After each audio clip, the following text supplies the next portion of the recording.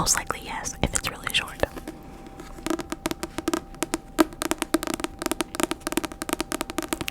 So let's just go ahead and get into it.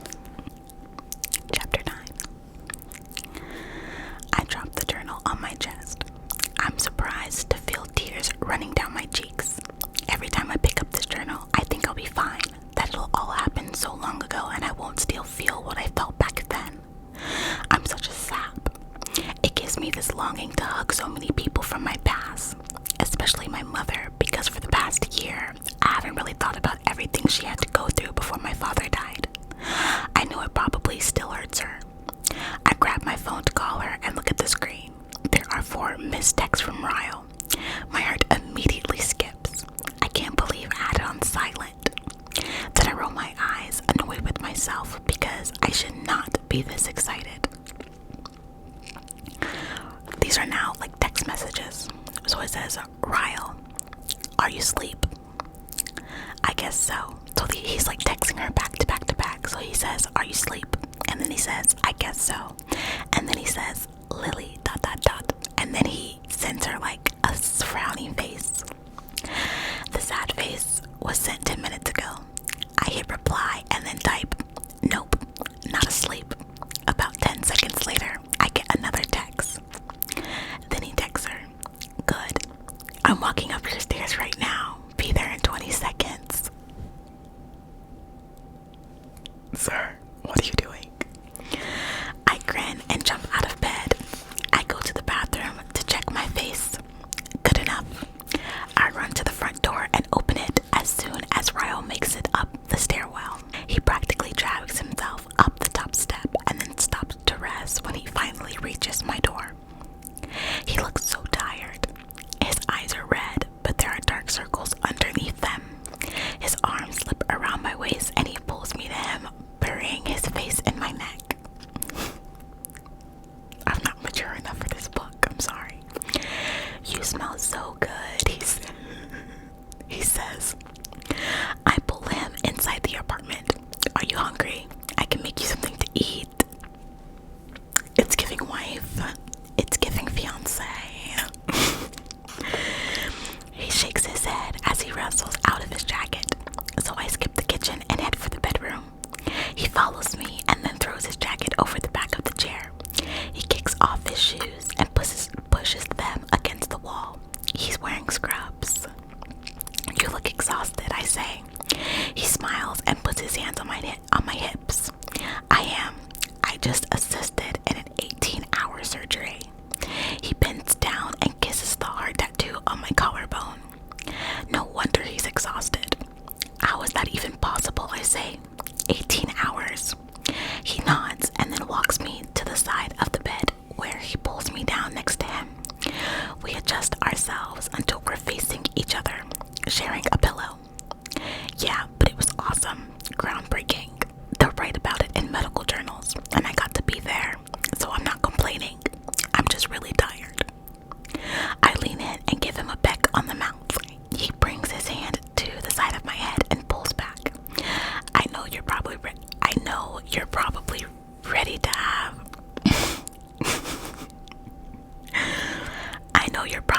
ready to have hot, sweaty sex, but I don't have the energy tonight. I'm sorry. But I've missed you, and for some reason, I sleep better when I sleep next to you. Is it okay that I'm here? I smile. It's more than okay.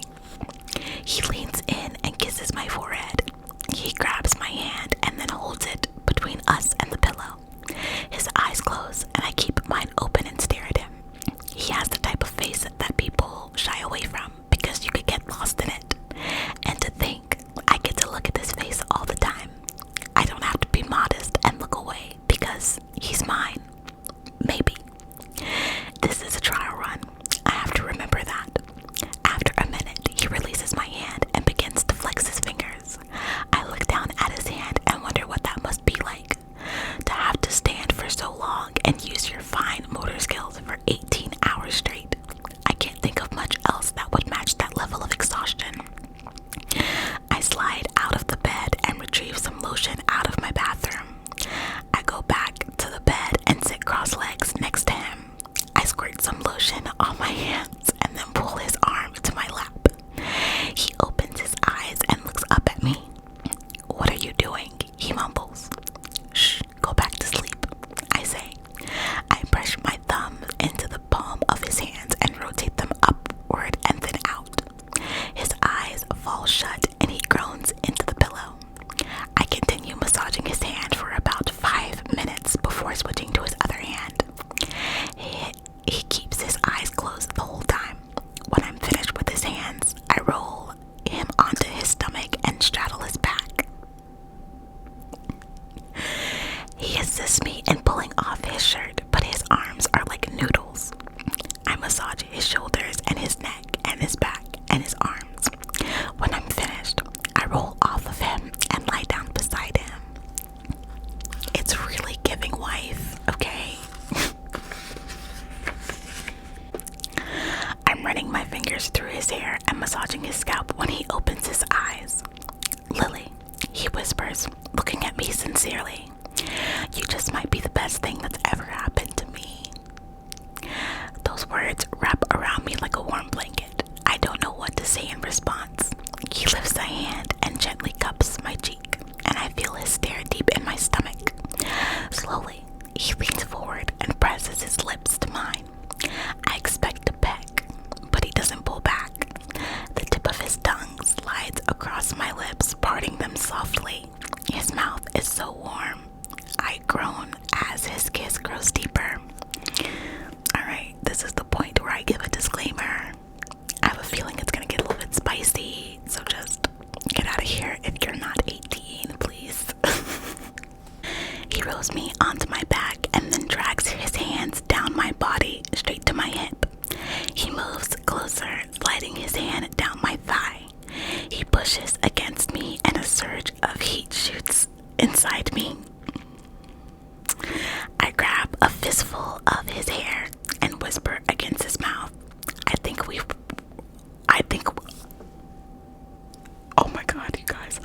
I think we've waited long enough. I would very much like for you to F me now.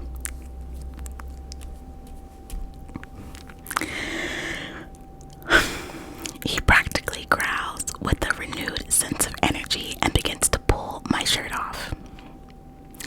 It becomes an interlude of hands and moans and tongues and sweat. I feel like this is the first time I've ever been touched by a man. The few who came before him were all boys, nervous hands and timid mouths, but Ryle is all confidence. He knows exactly where to touch me and exactly how to kiss me. The only time he's not giving my body his undivided attention is when he reaches to the floor and fishes a condom out of his wallet. Once he's back under the covers and the condom is in place, he doesn't even hesitate. He takes me brazenly in one swift thrust, and I gasp into his mouth, every muscle in me tensing. What is going on? I thought we were taking it slow. His mouth is fierce and needy, kissing me everywhere he can reach. I grow so dizzy I can do nothing but succumb to him. He's unapologetic in the way that he F's me. His hand comes between my headboard and the top of my head as he pushes harder and harder, and the bed crashing against the wall with every push. My fingernails dig into the skin of his back as he buries his face against my neck. "Ryle," I whisper. "Oh God," I say. "Ryle." "Ryle," I scream. And then I bite down on his shoulder to muffle every sound that comes after it. My whole body feels it, from my head to my toes, back up again. I'm afraid I might literally pass out for a moment, so I tighten my legs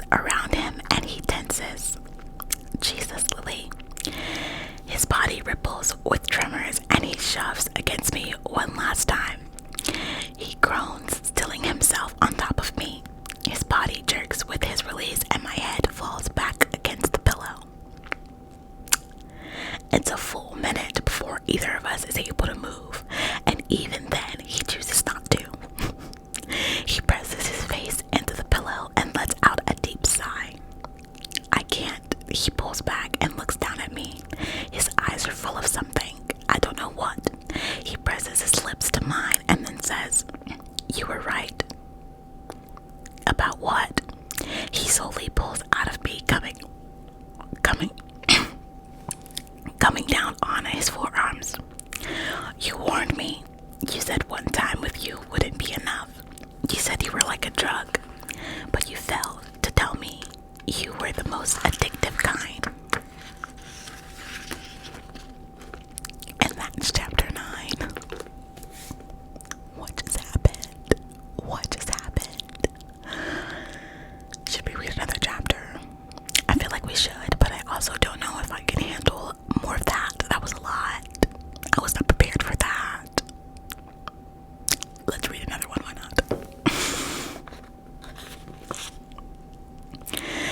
Chapter 10.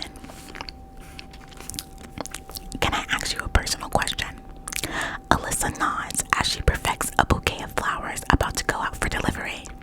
We're 3 days away from our grand opening and it just keeps getting busier by the day. What is it? Alyssa asks, facing me. She leans into the counter and starts picking at her fingernails. You don't have to answer it if you don't want to, I warn. Well, I can't answer it if you don't ask it. That's a good point. Do you and Marshall donate to charity? Confusion crosses her face and she says, yeah. Why? I shrug. I was just curious. I wouldn't judge you or anything. I've just been thinking lately about how I might like to start a charity. What kind of charity? She asked. We donate to a few different ones now that we have money, but my favorite is the one we got involved with last year. They built schools in other countries. We funded 3 new constructions in the past year alone. I knew I liked her for a reason.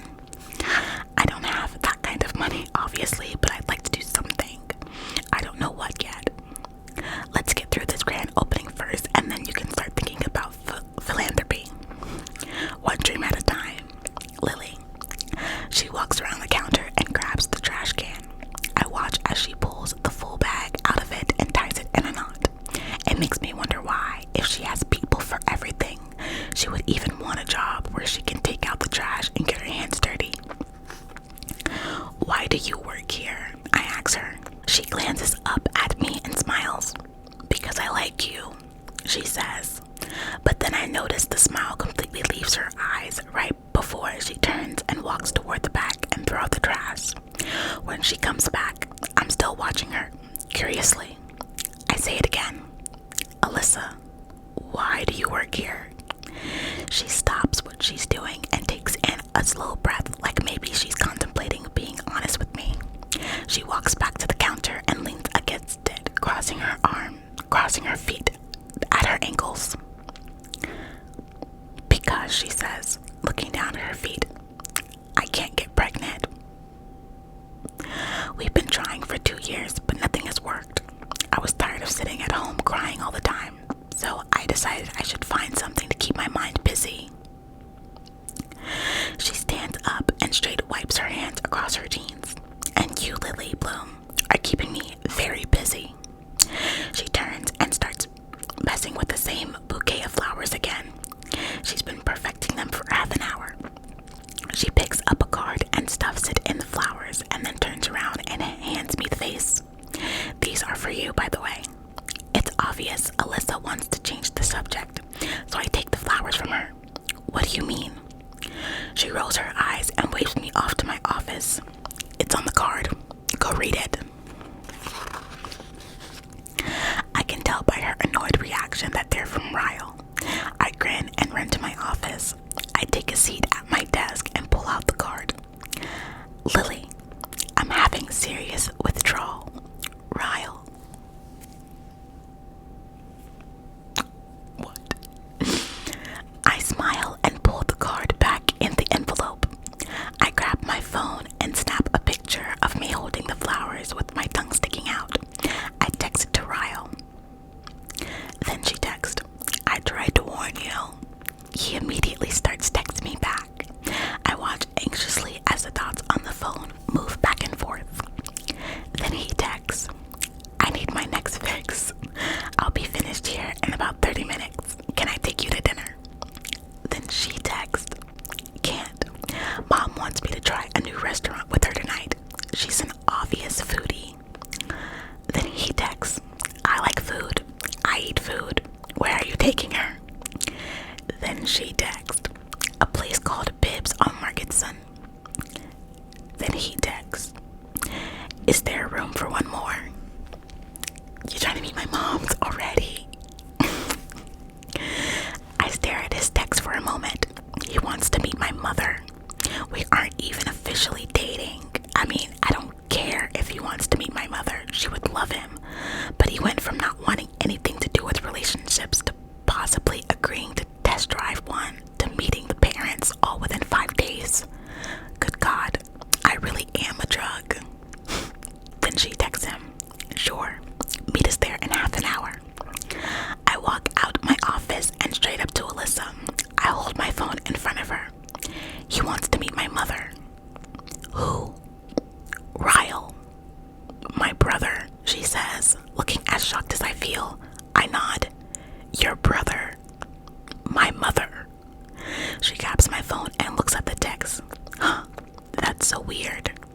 I take my phone from her hands. "Thanks for the vote of confidence." She laughs and says, "You know what I mean. It's Ryle we're talking about here. He's never in the history of being Ryle Kincaid met a girl's parents." Of course, hearing her say that makes me smile. But then I wonder if maybe he's doing this just to please me. If maybe he's doing these things he doesn't really want to do just because he knows I want a relationship. And then I smile even bigger, because isn't that what it's all about? Sacrificing for the people you like so you can make them happy. "Your brother must really like me," I say teasingly. I look back at Alyssa, expecting her to laugh, but there's a solemn look on her face. She nods and says, "Yeah, I'm afraid he does." She grabs her purse from beneath the counter and says, "I'm gonna head out now. Let me know how it goes, okay?" She moves past me and I watch her as she makes her way out the door. And then I just stare at the door for a long time. It bothers me that she doesn't seem excited about the prospect of me dating Ryle. It makes me wonder if that has more to do with her feelings towards me or her feelings towards him. 20 minutes later, I flip the sign to closed. Just a few more days. I lock the door and walk to my car, but stop short when I see someone leaning against it. It takes me a moment to recognize him. He's facing the other direction, talking on his cell phone. I thought he was meeting me at the restaurant, but okay. The horn beeps on my car when I hit the unlock button, and Ryle spins around. He grins when he sees me. "Yes, I agree," he says into the phone. He wraps an arm around my shoulder and pulls me against him, pressing a kiss to the top of my head. "We'll talk about it tomorrow," he says. "Something really important just came up." He hangs up the phone and slides it into his pocket. Then he kisses me. It's not a hello kiss. It's an "I've been thinking about you" nonstop kiss. He wraps both arms around me and spins me until I'm backed up against my car, where he continues to kiss me until I start to feel dizzy again. When he pulls back, he's looking down at me appreciatively. "You know, which part of you drives me the craziest?" He brings his fingers to my mouth and traces my smile. "These," he says. "Your lips. I love how they're as red as your hair and you don't even have to wear lipstick." I grin and kiss his fingers. "I better watch you around my mom then, because everyone says we have the same mouth." He pushes his finger against my lips and he stops smiling. "Lily, just no." I laugh and open my door. "Are we taking separate cars?" He pulls the door open for me the rest of the way and says, "I took an Uber here from work. We'll ride together." My mother is already seated at the table when we arrive. Her back is to the door and I lead the way. I'm instantly impressed by the restaurant. My eyes are drawn to the warm, neutral colors painted on the walls and the almost full-size tree in the middle of the restaurant. It looks like it's growing straight out of the floor, almost as if the entire restaurant was designed around the tree. Ryle follows closely behind me with his hands on my lower back. Once we reach the table, I begin to pull off my jacket. "Hey, Mom." She looks up from her phone and says, "Oh, hey, honey." She drops her phone in her purse and waves her hand around the restaurant. "I already love it. Look at the lighting," she says, pointing up. "The shoulders look like something you'd grow in one of your gardens. That's when she notices Ryle, who is standing patiently next to me as I slide into the booth. My mother smiles at him and says, "We'll take 2 waters for now, please." I'm dead.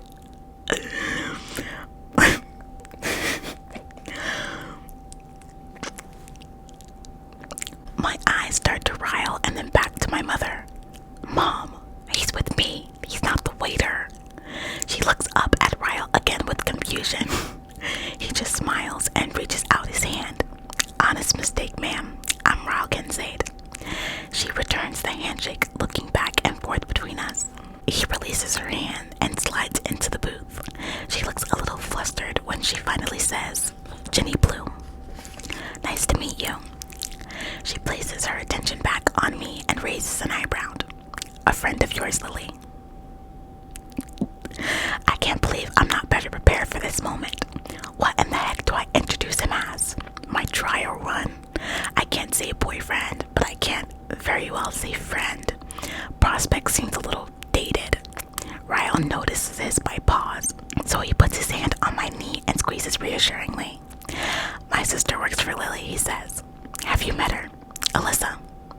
My mother leans forward in her booth and says, "Oh, yes, of course. You two look so much alike now that you mention it," she says. "It's the eyes, I think, and the mouth." He nods. "We both favor our mother." My mother smiles at me. "People always say they think Lily favors me." "Yes," he says. Identical mouths. Uncanny." Ryle squeezes my knee under the table again while I try to suppress my laughter. "Ladies, if you'll excuse me, I need to head to the gentleman's room." He leans in and kisses me on the side of my head before standing. "If the waiter comes, I'll just take water." My mother's eyes follow Ryle as he walks away, and then she slowly turns back to me. She points at me, then to his empty seat. "How come I haven't heard about this guy?" I smile a little. Things are it's not really. I have no idea how to explain our situation to my mother. He works a lot, so we haven't really spent that much time together at all. This is actually the first time we've been to dinner together. My mother raises an eyebrow. "Really?" she says, leaning back in her seat. "He sure doesn't treat it like that. I mean, he seems comfortably affectionate with you, not normal behavior with someone you just met." "We didn't just meet," I say. "It's been almost a year since I first met him, but we spent time together, just not on a date. He works a lot." "Where does he work?" "Massachusetts General Hospital." My mother leans forward and her eyes practically bulge from her head. "Lily," she hisses. "He's a doctor." I nod, suppressing my grin. "A neurosurgeon." "Can I get you ladies something to drink?" a water asked. "Yeah," I say. "We'll take 3. Then I clamp my mouth shut. I stare at the waiter and the waiter's... "Is it Atlas? Shut up right now." Oh my god. Okay. Then I clamp my mouth shut. I stare at the waiter and the waiter stares back at me. My heart is in my throat and I can't remember how to speak. "Lily," my mother says. She flicks her hand toward the waiter. "He's waiting for your drink order." I shake my head and begin to stutter. "I'll, 3 waters," my mother says, interrupting my fumble words. The waiter snaps out of his trance long enough to tap his pencil on his pad of paper. "3 waters," he says. "Got it." He turns and walks away, but I watch as he glances back at me before pushing through the doors to the kitchen. My mother leans forward and says, "What in the world is wrong with you?" I point over my shoulder. "The waiter," I say, shaking my head. "He looks exactly like..." I'm about to say Atlas Corrigan when Ryle walks up and slides back into the seat. It just got good.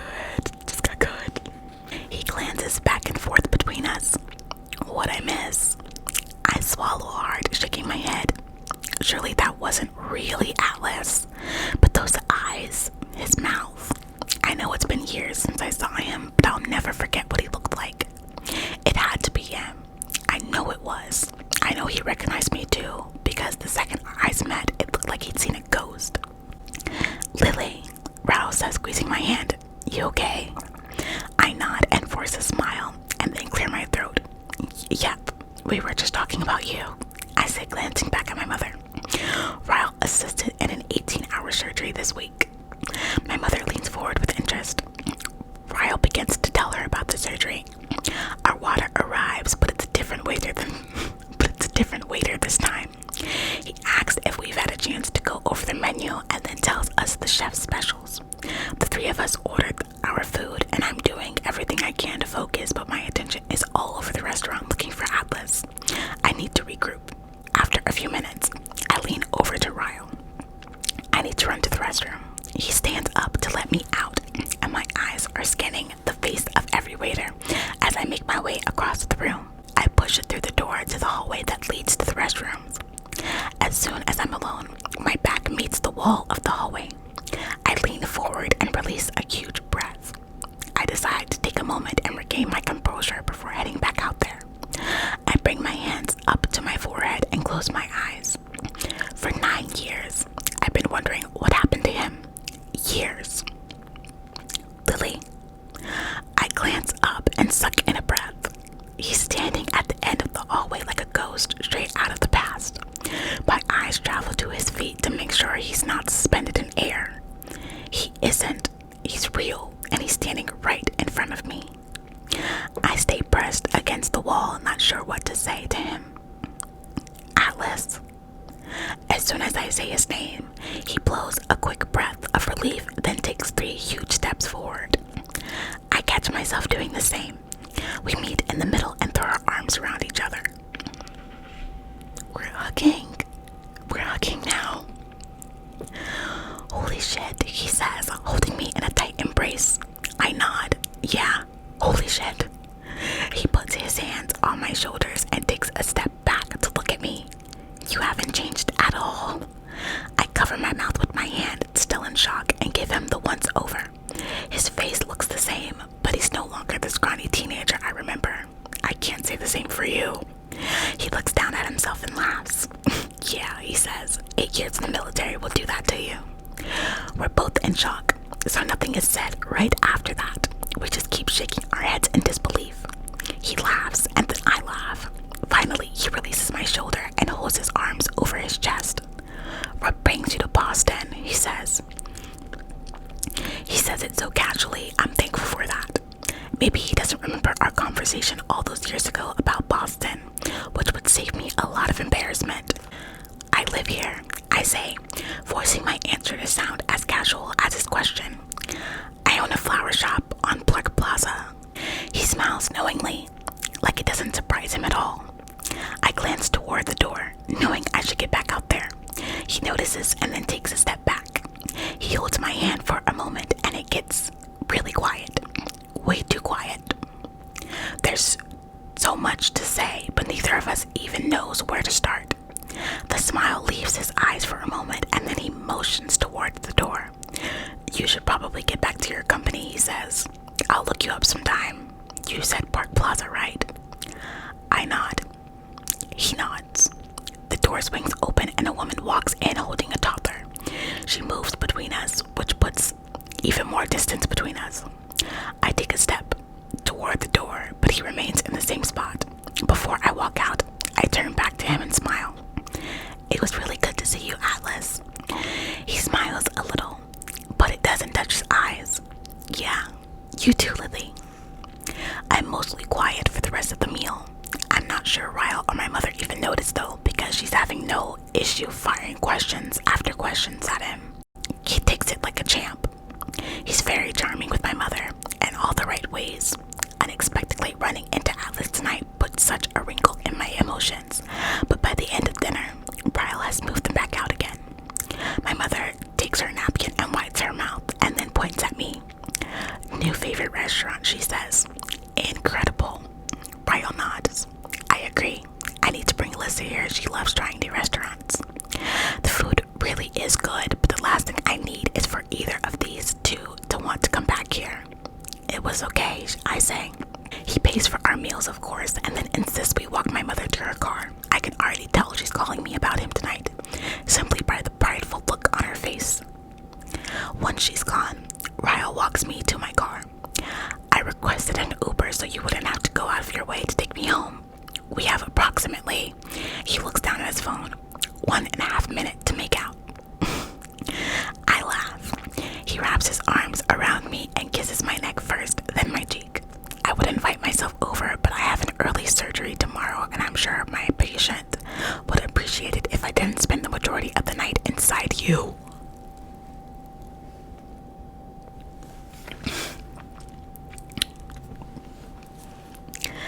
I kiss him back, both disappointed and relieved he's not coming over. I have a grand opening in a few days. I should probably sleep too. When's your next day off? He says. Never. When's yours? Never. I shake my head. We're doomed. There's just too much drive and success between the two of us. That means the honeymoon phase will last until we're 80.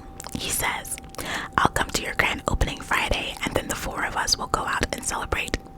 A car pulls up beside us, and he wraps his hands in my hair and kisses me goodbye. Your mother is wonderful, by the way. Thank you for letting me come to dinner. He backs away and climbs into the car.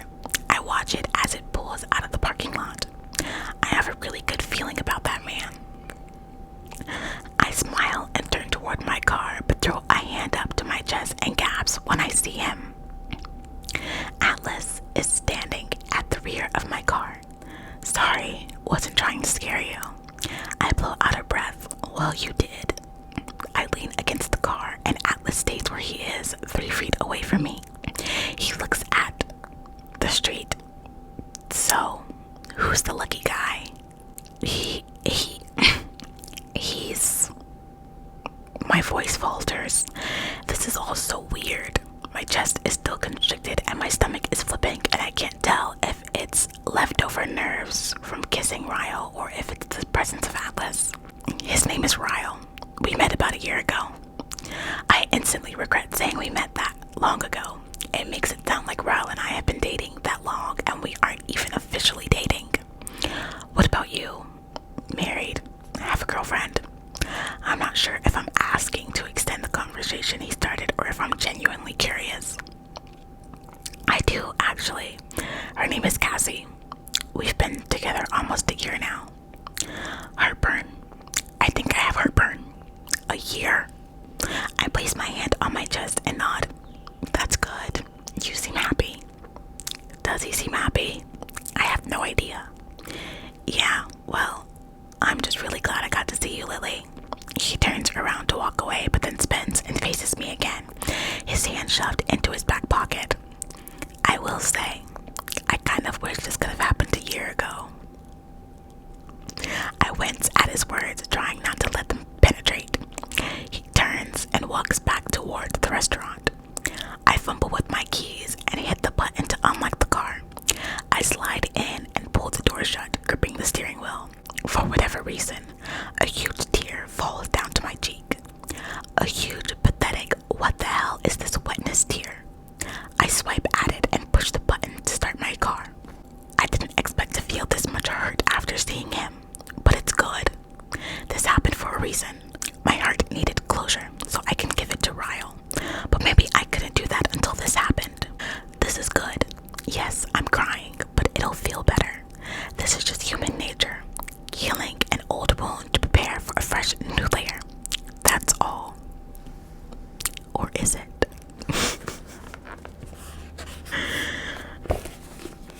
And that's chapter 10. That was solid. That was a solid 2 chapters. Okay, we got a little light smut and we got some drama stirring up the pot. I think this was my favorite 2 chapters so far.